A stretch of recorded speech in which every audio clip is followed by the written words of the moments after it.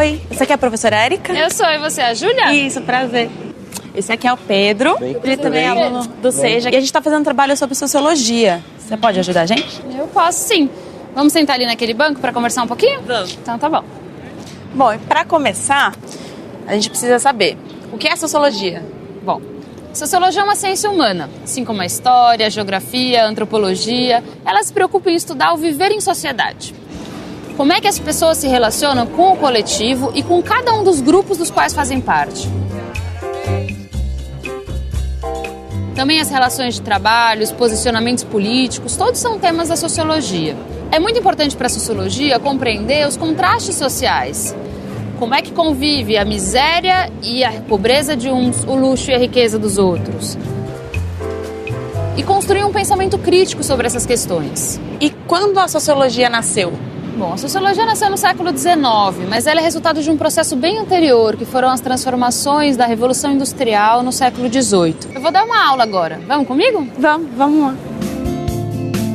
Eu tenho uns vídeos aqui comigo que podem ajudar a gente a compreender um pouco como era a sociedade naquele tempo e todas as transformações que foram acontecendo.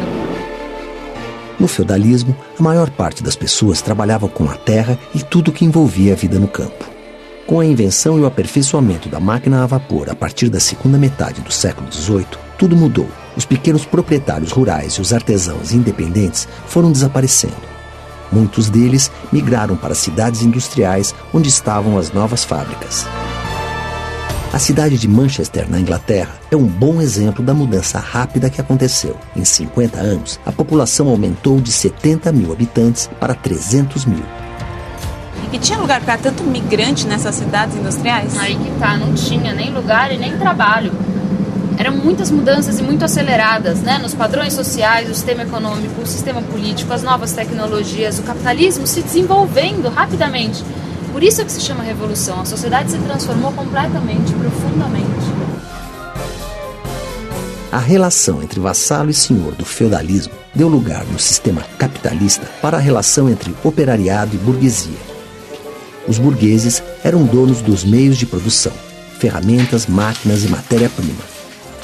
Os operários não eram empregados fixos e, assim, tinham que conseguir, a cada novo dia, um lugar para trabalhar. E como não havia nenhuma lei que regulamentasse o trabalho nas fábricas como acontece hoje em dia, a jornada naquela época era de 14, 16 horas.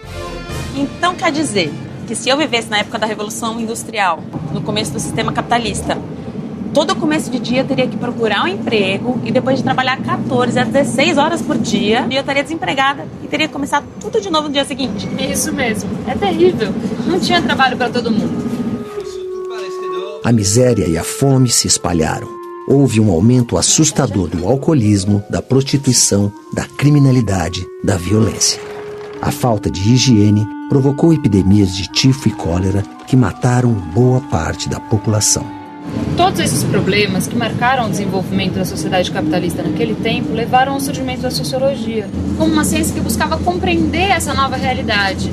Um dos primeiros pensadores sobre isso foi o filósofo alemão Karl Marx. Ele viveu durante a Revolução Industrial muito próximo a todos esses acontecimentos. Eu já li sobre Marx. Já? Pois a aula que eu vou dar hoje é sobre ele. Legal. Bom dia, tudo bom? Gente, isso aqui é a Júlia, esse é o Pedro, que eles estão fazendo um vídeo sobre a sociologia. E a aula de hoje é sobre o Karl Marx. O Marx foi um dos mais importantes pensadores das questões sociais. É por isso que a contribuição dele para a sociologia é também tão importante, né? A Júlia vai contar um pouquinho o que ela sabe pra gente sobre ele. Eu sei que quando ele nasceu, no século XIX, a Revolução Industrial já tinha começado. E que, apesar do Karl Marx ser alemão, ele viveu a maior parte da vida dele na Grã-Bretanha. É isso mesmo, né? E foi lá na Grã-Bretanha que começou a Revolução Industrial. Então, imaginam, ele estava no centro daqueles acontecimentos, né? Observando de perto a condição de vida dos operários. A remuneração era péssima, a jornada de trabalho super extensas, as condições de trabalho também eram horríveis. E ele buscou compreender as características dessa forma de exploração do capitalismo. Foi aí que ele desenvolveu a teoria sobre a luta de classes. A gente vai ver agora um vídeo com o professor Rui Braga, que ele explica um pouquinho mais sobre isso pra gente, tá bom?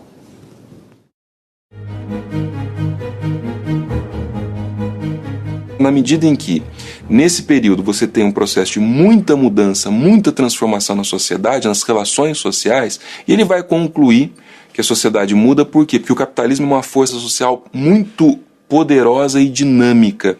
E no centro dessa força social, ele vai localizar uma contradição, um conflito. Por um lado, aqueles que são os proprietários dos meios de produção, os capitalistas, os burgueses, e por outro lado, a massa do povo, a plebe empobrecida das cidades, os proletários, né, aqueles que não têm propriedade nenhuma a não ser os próprios filhos, a sua prole, né, e os trabalhadores da indústria. Ele diz o seguinte, olha, quanto mais a empresa procura ter lucro, porque ela precisa fazer frente à concorrência, mais desigualdade isso vai criar em termos sociais. Por quê? Porque ela vai precisar ficar com uma parte cada vez maior desse excedente, explorando a outra parte que trabalha, e consequentemente, como você tem uma acumulação numa ponta, você tem o quê? Você tem um empobrecimento e você tem, vamos dizer assim, o aumento da desigualdade na outra ponta. E é isso que ele chama de contradição social do capitalismo. Alguns vão ficando cada vez mais ricos e outros vão ficando cada vez mais pobres, e isso aí vai esgarçando o tecido social. Esgarçando no sentido de aumentar a desigualdade e aumentar a tensão social. Isso criava uma espécie de conflito ou luta, que ele identifica como sendo o motor da sociedade capitalista, aquilo que a gente pode chamar de luta de classes. Então o pensamento do Marx é um pensamento que nós costumamos dizer, né, um pensamento de emancipação. Ele vai buscar construir uma teoria e uma prática social que procure organizar as pessoas na direção da emancipação social. É a ideia, por exemplo, do socialismo, do comunismo, como, vamos dizer assim, a forma de resolver aquelas contradições num sentido progressista, num sentido de transformação, de melhoria, de socialização da propriedade, no sentido, vamos dizer assim, de libertação das pessoas.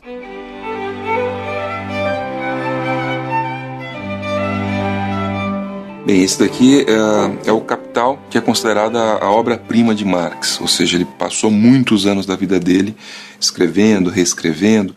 Na verdade, esse é o livro 1, porque o Capital é composto de 3 livros. E o que é curioso dessa obra, enfim, além do fato dela ser uma obra gigantesca, considerada muito complexa, é que o Marx ele não terminou, ele não conseguiu, vamos dizer assim, publicar o Capital em vida. Ele apenas publicou o livro 1, que é esse daqui, que é de fato o livro que ele, vamos dizer assim, revisou, que ele fez os acertos, os ajustes, e inspirou a Revolução de Outubro de 17, chamada Revolução Russa, a Revolução Bolchevique. Tem esse texto aqui, que é o texto chamado Manuscrito Econômico Filosófico 44, que é a primeira vez que o Marx se interessa por economia política, ou seja, ele vai ler os clássicos da economia política, em especial a Adam Smith, né? E esse é a Ideologia Alemã, que é uma obra de crítica ao idealismo alemão, mas é o texto que pela primeira vez aparece a concepção da história de Marx, né? O chamado materialismo histórico.